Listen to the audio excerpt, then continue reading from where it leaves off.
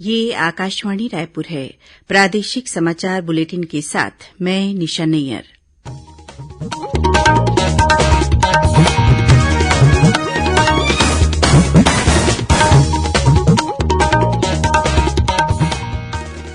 और अब पेश है आज के मुख्य समाचार।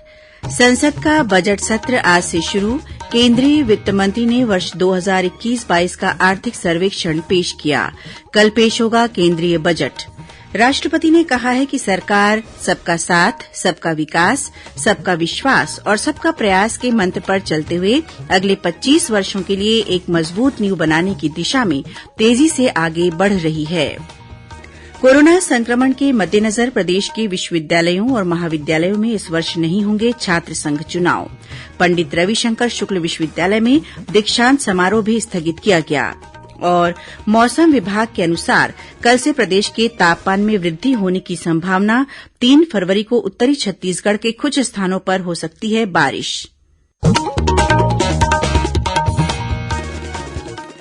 अब समाचार विस्तार से।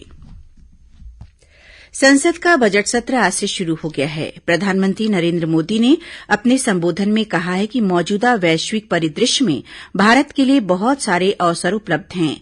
बजट सत्र के पहले दिन आज प्रधानमंत्री ने कहा कि आर्थिक प्रगति, टीकाकरण की गति और स्वदेशी विकसित टीकों से भारत के प्रति वैश्विक स्तर पर विश्वास पैदा हुआ है। प्रधानमंत्री ने सभी राजनीतिक दलों और संसद सदस्यों से आग्रह किया कि वे सत्र के दौरान सदन में चर्चा में भाग जरूर लें। उन्होंने इस बजट सत्र को और अधिक फलदायी बनाने का भी आग्रह किया ताकि देश की आर्थिक प्रगति के लिए अवसर प्राप्त हों। इस बीच केंद्रीय वित्त मंत्री निर्मला सीतारमण ने आज संसद के दोनों सदनों में वर्ष 2021-22 का आर्थिक सर्वेक्षण पेश किया। केंद्रीय वित्त मंत्री कल 1 फरवरी को केंद्रीय बजट पेश करेंगी। राष्ट्रपति रामनाथ कोविंद ने कहा है कि सरकार सबका साथ, सबका विकास, सबका विश्वास और सबका प्रयास के मंत्र पर चलते हुए अगले 25 वर्षों के लिए एक मजबूत नींव बनाने की दिशा में तेजी से आगे बढ़ रही है। उन्होंने कहा कि इस मजबूत नींव बनाने से जुड़ा सबसे महत्वपूर्ण संकल्प समावेशी और आत्मनिर्भर भारत का निर्माण है। संसद के दोनों सदनों की संयुक्त बैठक को संबोधित करते हुए राष्ट्रपति ने लोगों के कल्याण के लिए बनाई गई सरकार की विभिन्न योजनाओं और कार्यक्रमों की सराहना की। उन्होंने कहा कि सरकार के अथक प्रयासों से ही भारत एक बार फिर से दुनिया की सबसे तेजी से बढ़ती अर्थव्यवस्थाओं में से एक बन गया है। कोविड महामारी में भारत के प्रयासों का उल्लेख करते हुए राष्ट्रपति ने कहा कि टीकाकरण कार्यक्रम ने महामारी के खिलाफ लड़ाई में देश की क्षमता को साबित किया है। उन्होंने कहा कि देश ने 1 साल से भी कम समय में 150 करोड़ से अधिक कोविड रोधी टीके लगाकर इतिहास रचा है। राष्ट्रपति ने कोविड महामारी के खिलाफ लड़ाई में स्वास्थ्य कर्मियों और अग्रिम पंक्ति के कार्यकर्ताओं के योगदान की सराहना की।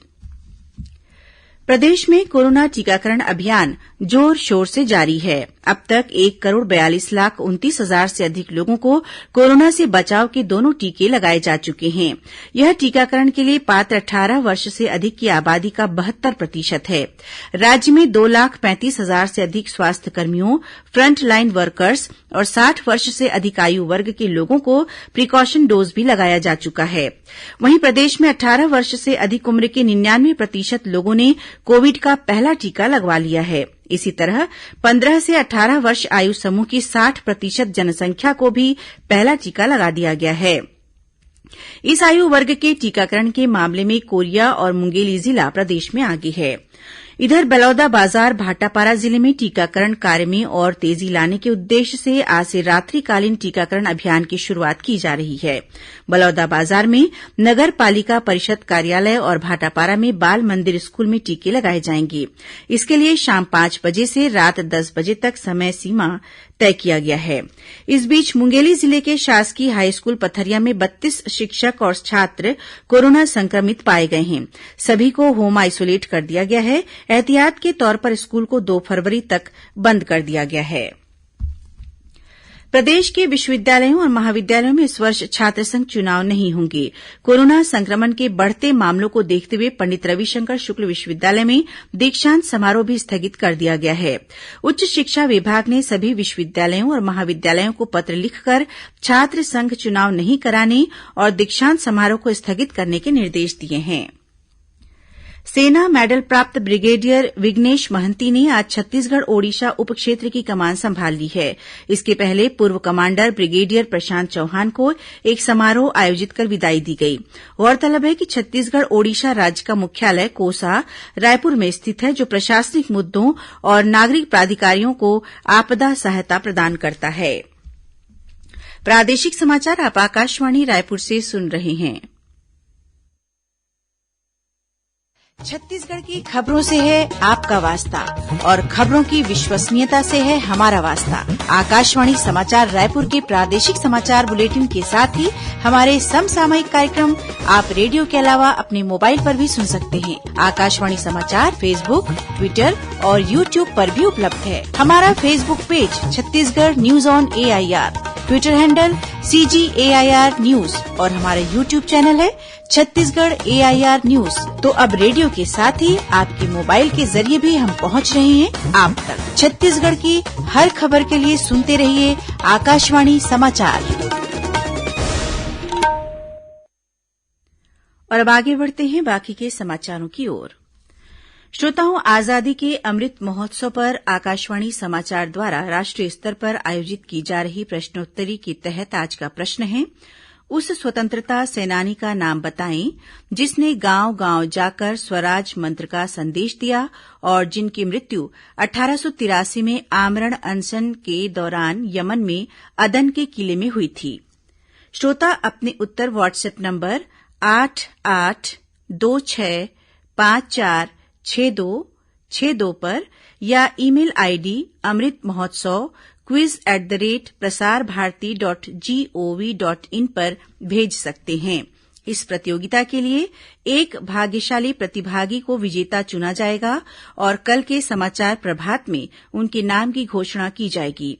विजेता को ई प्रमाण पत्र और सांकेतिक पुरस्कार दिया जाएगा।